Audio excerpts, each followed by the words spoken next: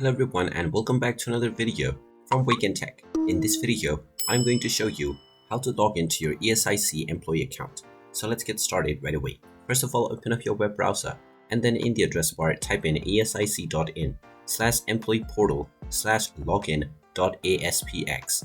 Now press enter and you will be taken into the employee login portal for ESIC. Just type in your user ID within the user ID section that you have set up while creating your account. Then type in your account password underneath within the password box and then enter the captcha code that you see within the screen. After entering all of these credentials, click on the login button and you will be logged in to your ESIC account right away. You can change the language by using the language option at the top section and make sure to select ESI staff before entering your credentials to log in. And there you have it. That is how easy it is to log into your ESIC employee account.